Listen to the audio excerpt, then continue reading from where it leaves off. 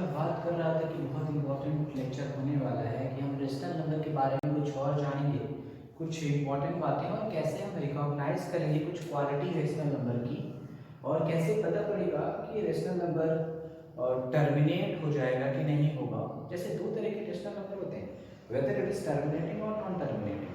तो आप देख करके कैसे बता सकते हैं कि ये रेशनल नंबर टर्मिनेट हो जाएगा। सेकेंड, अगर ये टर्मिनेट नहीं होगा तो रिपीट तो होगा 100%। तो आप कैसे देख करके बता सकते हैं, केवल देख करके, विदाउट डिवाइडिंग द नंबर, आप देख करके बता सकते हैं कि ये नंबर टर्मिनेटिंग है इस और नॉन टर्मिनेटिंग। एक एग्जांपल के थ्रू आपको समझाता हूँ। जैसे मैंने एग्जांपल लिया 5 अपॉन या फिर 5 1 9 अपॉन 10। आपको पता है ये नंबर टर्मिनेटिंग है, क्यों? जब आप इसको पॉइंट हटाएंगे तो एक बार पॉइंट्स 10 यहाँ डिवाइड करेंगे तो एक बार पॉइंट शिफ्ट हो जाएगा, देखिए टर्मिनेट हो गया नंबर। बट अगर मैं यहाँ पे 5 10 की जगह अगर मैं यहाँ पे 5 ले लेता तो भी ये टर्मिनेट हो जाएगा। कैसे? देखिए 1 0 15 8, ओके 15 5 ओके टर्मिनेट हो गया। पर अगर आप 20 ले लें तो भी टर्मिनेट हो जाएगा। और लेट सपोज यहाँ पे मैं एक नंबर ले लेता हूँ 30 नहीं लेता हूँ, मैं एक नंबर ले लेता हूँ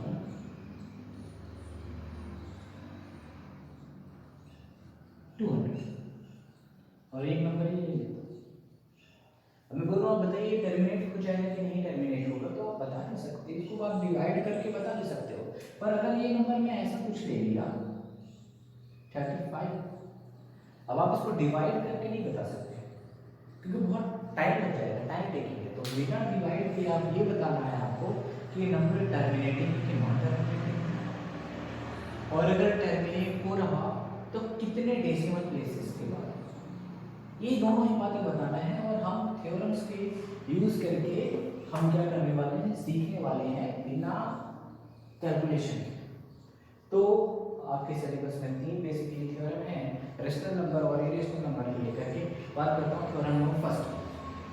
देखिए बहुत बढ़िया तरीके से समझेंगे इस थ्योरम को, और मैं इसको पहले समझा देता हूँ, फिर मैं आज एक ऐसी मेथड यूज करने वाला हूँ और जिसमें मैं एग्जांपल पहले बताऊंगा, उसके बाद थ्योरम आपको बताऊंगा, ताकि ये बहुत क्लियर रहे आपके लिए। इंडक्टिव मेथड बोलते हैं इसको, ठीक है।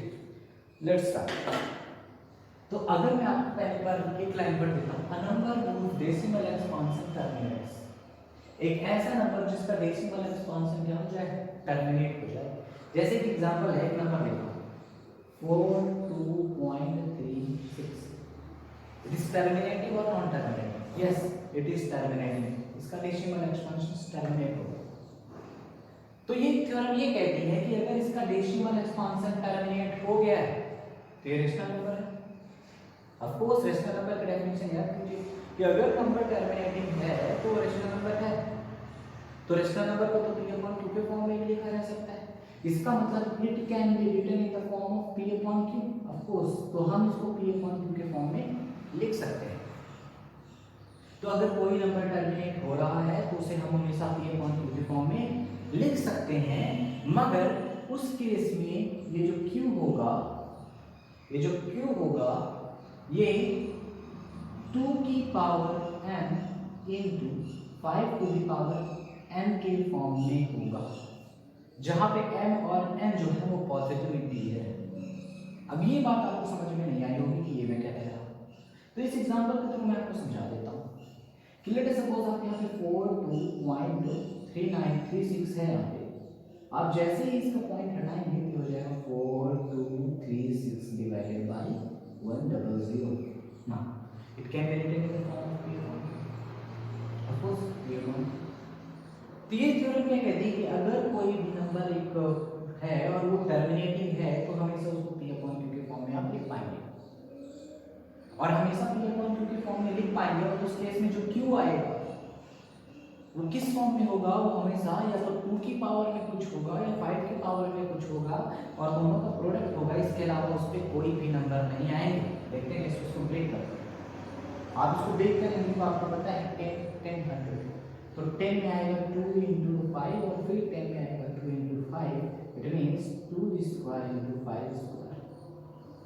आप बताइए डिनोमिनेटर के जब आपने प्राइम फैक्टराइजेशन किया तो क्या उसमें 2 की पावर और 5 की पावर में m और n के अलावा कुछ आया, जहाँ पे m और n जो है वो हमेशा एक पॉजिटिव एक नॉन नेगेटिव इंटीजर होगी। जरूरी नहीं है पॉजिटिव, क्योंकि किसी की पावर 5 ना भी हो तो केवल 2 ना भी हो तो केवल 5, ऐसा हो सकता है। एक और एग्जांपल से समझाता हूँ मैं आपको इस बात को। आप कोई भी टर्मिनेटिंग डेसिमल ले लीजिए, कोई भी टर्मिनेटिंग, जैसे सपोज एक नंबर लेता हूँ 57.196 टर्मिनेटिंग है। आप देख लीजिए ना डॉट डॉट डॉट नहीं लगा, इसका मतलब नॉन टर्मिनेटिंग नहीं है, टर्मिनेटिंग है। तो पहली थ्योरम ये कहती है कि अगर कोई भी नंबर का डेसिमल एक्सपांशन अगर टर्मिनेटिंग है तो उसको आप हमेशा p/q के फॉर्म में लिख पाएंगे, बिल्कुल लिख पाएंगे। इसका p/q फॉर्म क्यों होगा बताइए, पॉइंट हटा दीजिए, 57.196 डिवाइडेड बाय 100,000 और ये इसके बाद ये कहते हैं और हमेशा p/q के फॉर्म में लिख पाएंगे, मगर जो q होगा उसका प्राइम फैक्टराइजेशन आई थिंक आप सबको आता होगा, आप जिसको बचपन में एलसीएम लेते थे सबसे छोटे से छोटे, पर हम यहाँ पे एलसीएम लेंगे n नंबर से। तो जिसका प्राइम फैक्टराइजेशन हमेशा किस फॉर्म में होगा, 2 की पावर m इंटू 5 की पावर n की फॉर्म में। इसका मतलब अगर आप यहाँ इसका फैक्टराइजेशन करते हैं, प्राइम फैक्टराइजेशन करते हैं तो उसमें केवल 2 ही प्राइम नंबर आएंगे, 2 और 5, इसके अलावा कोई नहीं। एक बार करके देखते हैं। आपको भी मैंने बताया था 100 का हो जाता है 2 इंटू 5 तो 2 पेयर बने थे, हमें 10 के 3 पेयर हैं, तो 2 into 2 into 2 into 5 into 5 into 5 10 10 10 1000। तो आप क्या लिखोगे कि इसका डिनोमिनेटर किस फॉर्म में है, 2 क्यूब इंटू। अब बताइए आप कोई भी डेसिमल नंबर लेंगे तो आप क्या लिखेंगे, आपको बस डिनोमिनेटर में क्या बनेगा 10 100 1000 फिर 1000 लाख ऐसे ही चलता रहेगा, कुछ भी बन जाएगा। अगर उसको ब्रेक करेंगे तो हमेशा वो किस फॉर्म में होगा, 2 की पावर m एंड 5 की पावर n के फॉर्म में होगा। इसके अलावा यहाँ कोई और नंबर नहीं मिलेंगे। अगर कब, जब डेसिमल एक्सपांशन का टर्मिनेट। अब मैं इसकी बात करता हूँ, एक बार पढ़ के बताता हूँ आपको, बहुत ही इजी है, हर बच्चा बहुत इजीली बता सकता है कि अरे ये नंबर को तो लिख सकते हैं इसको। A number whose decimal expansion terminates एक नंबर जिसका डेसिमल एक्सपांशन टर्मिनेट हो गया। अब मैं एक ऐसा नंबर लेता हूं जिसका डेसिमल एक्सपांशन टर्मिनेट हो गया, जैसे 49.3 टर्मिनेट हो गया डेसिमल एक्सपांशन, और आगे बढ़ा देता हूं 31, और आगे बढ़ाना चाहें तो आप बढ़ा सकते हैं, टर्मिनेट हो गया। Then the number can be written in the form of p/q। तो इस केस में इस नंबर को आप p/q के फॉर्म में लिख सकते हैं, क्योंकि आप इसका जब पॉइंट हटाएंगे तो हमेशा ये p/q के फॉर्म में आपको नजर आएगा। अब इसका जो फॉर्म है p/q है, अभी नंबर चेंज नहीं हुआ, क्या चेंज हुआ, फॉर्म।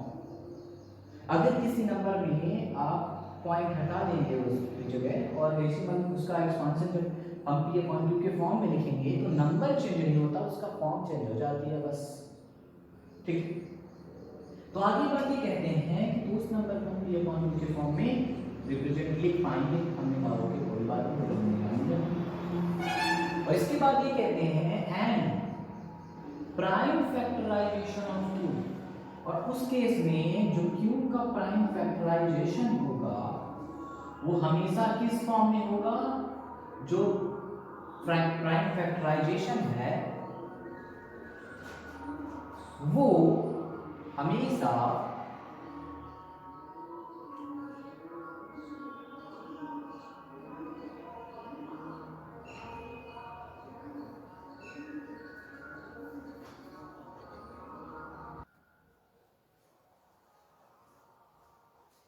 तो उसे p/q के फॉर्म में लिख सकते हैं। और आगे बढ़ते हैं तो हमेशा उसका डेसिमल जो q है वो किस फॉर्म में होगा, 2 की पावर m और 5 की पावर n, जहां पे m और n दोनों ही नॉन नेगेटिव इंटीजर होंगे। m और n कभी भी नेगेटिव इंटीजर नहीं होंगे। तो आप देखिए जब इसको आप फिर से ब्रेक करेंगे तो यहाँ पे जीरो के अलावा कुछ भी नहीं है, तो हमेशा किस फॉर्म में मिलेगा, 2 की पावर समथिंग इंटू 5 की पावर समथिंग पे मिलेगा, जहाँ पे n और n दोनों होंगे नॉन नेगेटिव होंगे। तो पहली थ्योरम कहती है, हमने कहा ये बहुत ईजी है, ये तो देख करके बता सकते हैं कि ये नंबर जो है वो डेसिमल एक्सपांशन अगर है, तो अगर टर्मिनेटेड डेसिमल एक्सपांशन है तो हमेशा उसका डिनोमिनेटर किस फॉर्म में होगा, 2 की पावर m into 5 की power n। Example 7.153, is it terminating और non terminating? Yes it is terminating. इसका मतलब ये क्या है, रेशनल नंबर। क्यों रेशनल नंबर बता चुका हूं, क्योंकि ये क्या है, टर्मिनेटिंग। एक एग्जांपल में बड़े डिटेल्स में बताऊंगा, बस बाकी नहीं, क्योंकि ये टर्मिनेटिंग है, बिल्कुल टर्मिनेटिंग है। तो टर्मिनेटिंग है तो ये क्या होगा, तो ये एक रेशनल नंबर। और अगर रेशनल नंबर है तो इसे हम p अपॉन q के फॉर्म में लिख सकते हैं, और जहां पर q होगा वो किस फॉर्म में होगा, 2 की पावर m इंटू 5 की पावर n, जहां पे m और n जो होंगे वो नॉन नेगेटिव इंटीजर्स होंगे।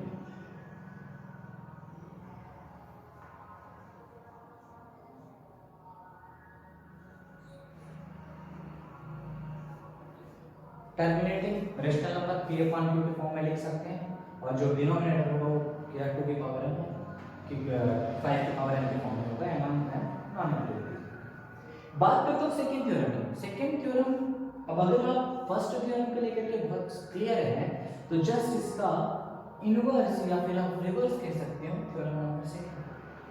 थ्योरम नंबर सेकंड ये कहता है, यहाँ पे देखिए आप पढ़ेंगे, यहाँ पे गिवन क्या था, यहाँ गिवन क्या था, आप बताइए यहाँ गिवन है, यहाँ गिवन जो होता है वो होता है एक टर्मिनेटेड डेसिमल नंबर, और कंक्लूजन आप क्या निकालते हैं, कंक्लूजन क्या निकलता है कि तो अगर ऐसा है तो p अपॉन q के फॉर्म में लिख पाएंगे उसको, और q जो है वो 2 की पावर m और 5 की पावर n के फॉर्म में होगा, जहां पे m और n क्या होंगे, नॉन नेगेटिव इंटीजर। यहां पे ये गिवन होगा और कंक्लूजन ये निकलेगा। यहां पे ये इक्वेशन होगा कि अगर कोई भी नंबर p अपॉन q के फॉर्म में है और उसका डिनोमिनेटर 2 की पावर m इंटू 5 की पावर n के फॉर्म में है, तो हमेशा नंबर जो होगा वो टर्मिनेटेड डेसिमल नंबर होगा। इसका मतलब वो रेशनल नंबर एक कैसा किस टाइप का होगा, टर्मिनेटिंग टाइप का।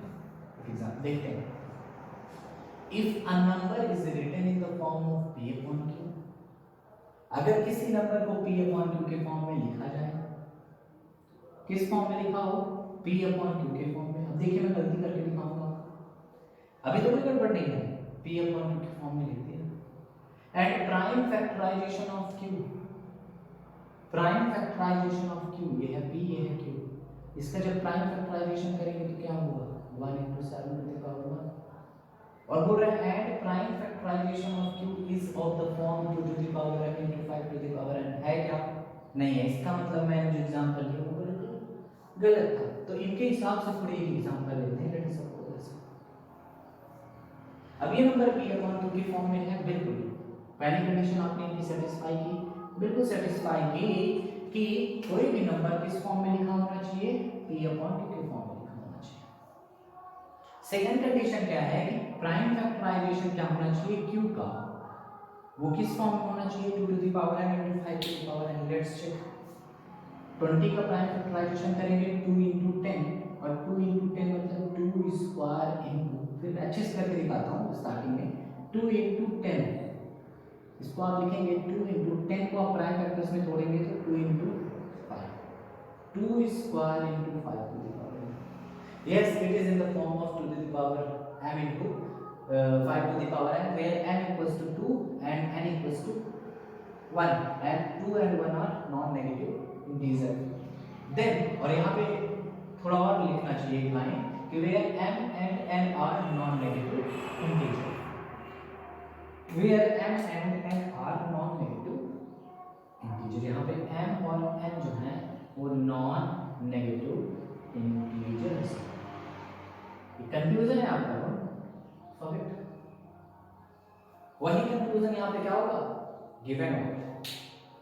तो क्या ऐसा है, बिल्कुल ऐसा है। ये इसका prime factorization to the power n 5 to the power n है। तो क्या कहते हैं, देन ये है कंक्लूजन यहाँ से, ये है कंक्लूजन यहाँ से। देखिए वहां कंक्लूजन क्या था, वहां ये कंक्लूजन है, यहां से कंक्लूजन उसका निकल के आता है, यहां से कंक्लूजन वाला पार्ट स्टार्ट हो जाता है।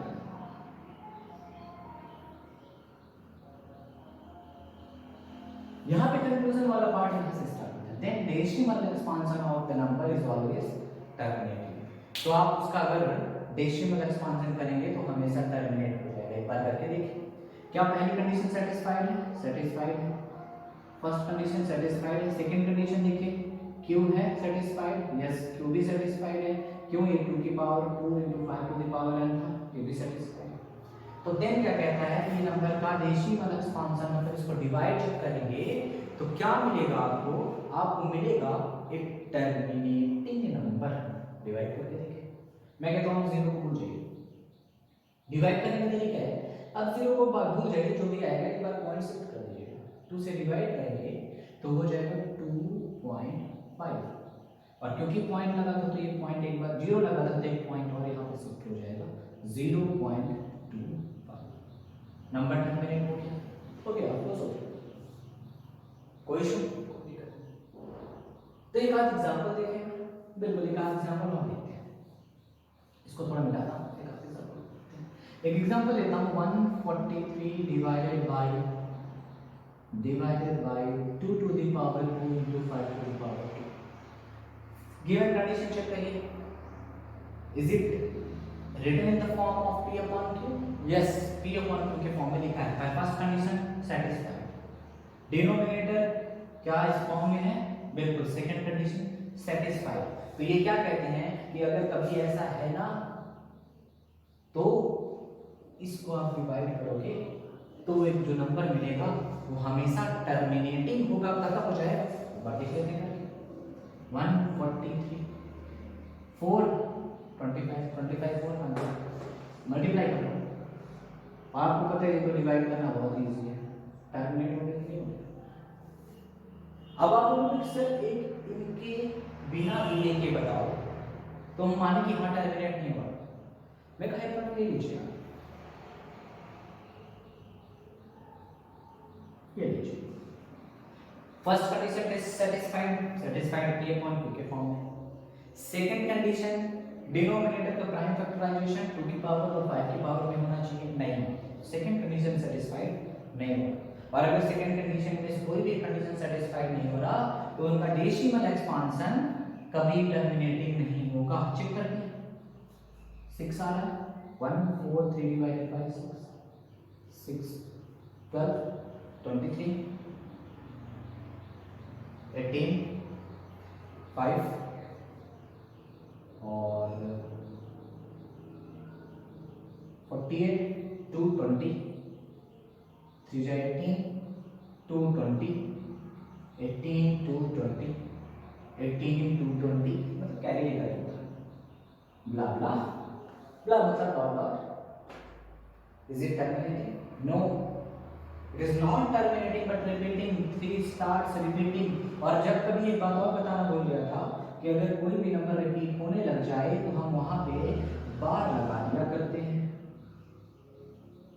3 पे बार लगा, इसका मतलब 3 क्या हो रहा है, बार बार रिपीट हो रहा है।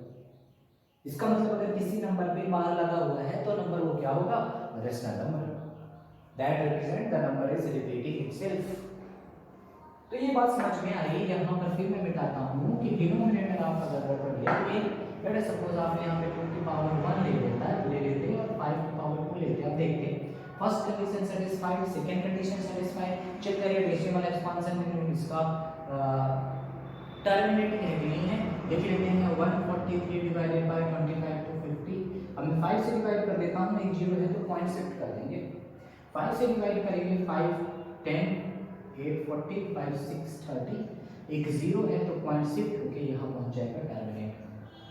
एक एग्जांपल और यहाँ पे देख लेते हैं, जैसे 143 अपॉन 2 की पावर 2 ले लिया, 1 2 ले लिया। अब एक काम ये करता हूँ, 1 1 भी लेकर के दिखा देता हूँ। 143 10 तो हो जाएगा 14.3। 143 डिवाइडेड बाई 2 की power 2 into 5 to the power 1, इसको भी कर देते हैं। 143 इक्वल्स अपॉन 4 4 5 20, 2 से डिवाइड कर दीजिए, एक बार पॉइंट शिफ्ट कर दीजिएगा, जो आएगा 71.5, एक बार शिफ्ट करेंगे तो 7.1। ठीक, all the numbers are terminating. इतनी बात मुझे लगता है आपको होपफुली समझ में आई होगी। तो कोई भी नंबर अगर उसका डिनोमिनेटर किस फॉर्म में है, अगर उसका डिनोमिनेटर फॉर्म में है 2 to the power n into 5 to the power n, then the number is always terminating, और जो नंबर टर्मिनेटिंग है वो हमेशा ही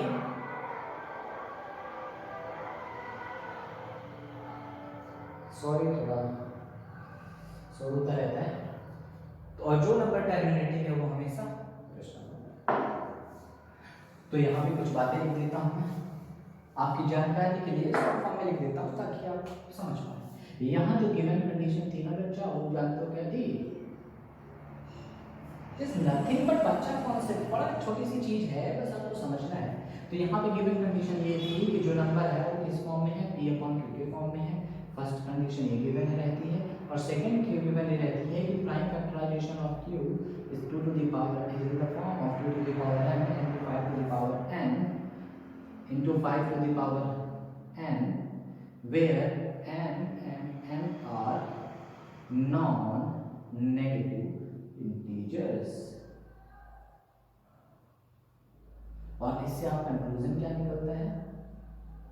इस थ्योरम का कंक्लूजन क्या है कि अगर ऐसा है तो उस नंबर का डेसिमल एक्सपांशन, पूरा नहीं लिख रहा हूं, पहले लिख देता हूं,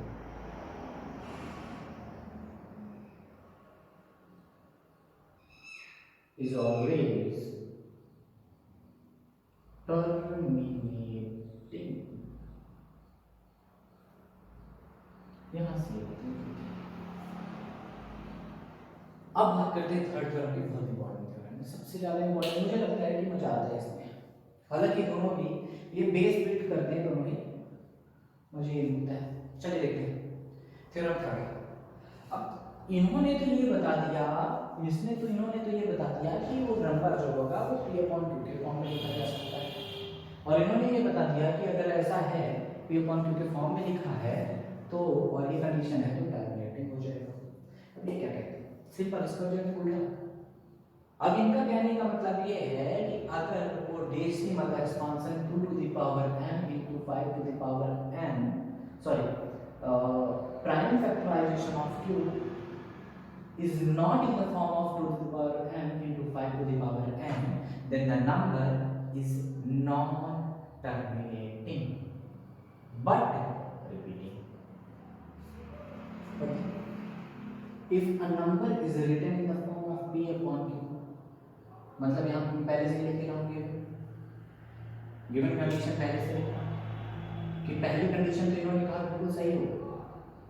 अब आप कंफ्यूज मत हो जाइए, आप जैसे ही किसी नंबर को p अपॉन q के फॉर्म में लिखोगे, आपका कोई रेशनल नंबर है, और वो टर्मिनेटिंग हो नॉन टर्मिनेटिंग हो, उनसे क्या मतलब, मतलब पहले ही दिया कि रेशनल नंबर, मतलब यहाँ पे भी रेशनल नंबर की बात की गई, यहाँ पे भी रेशनल नंबर की बात की गई, यहाँ पे भी रेशनल नंबर की बात की गई, इरेशनल नंबर की बात यहाँ कहीं नहीं हो रही है। These are the properties of rational number, कि वो टर्मिनेटिंग है कि नॉन टर्मिनेटिंग है।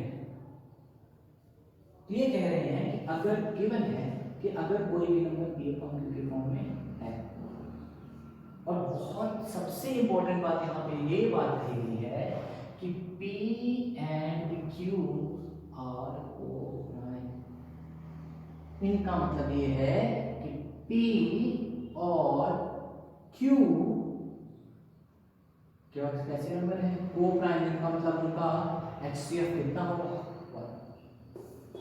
इट मींस कोई भी नंबर को हम उसके सिंपलेस्ट फॉर्म में लिख देंगे तो हमेशा उसके डिनोमिनेटर और न्यूमरेटर जो होंगे वो को प्राइम होंगे। ये बात समझ में नहीं आई, मैं आपको दिखा समझाता हूँ। मैं कहता हूँ p अपॉन q के फॉर्म में आता हूँ, बिल्कुल है, मैं कहूँगा बट यहाँ पे को प्राइम नहीं है।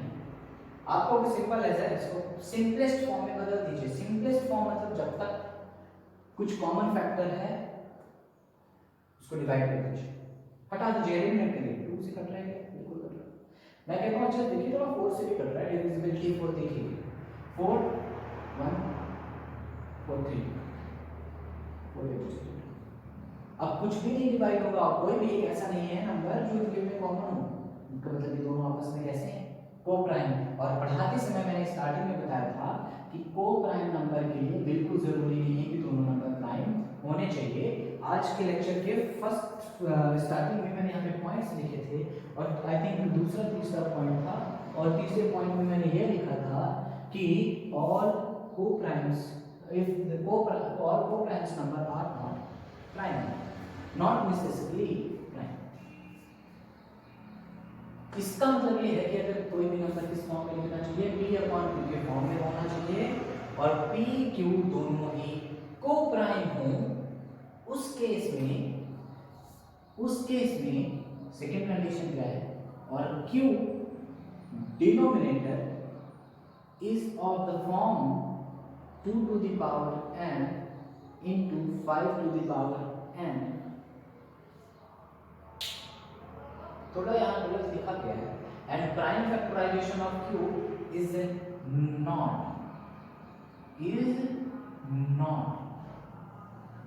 नॉट ऑफ द फॉर्म, और उस केस में अगर ये ऐसा फॉर्म में नहीं है, उस केस में अगर ये ऐसा नहीं है तो कंक्लूजन क्या निकलता है?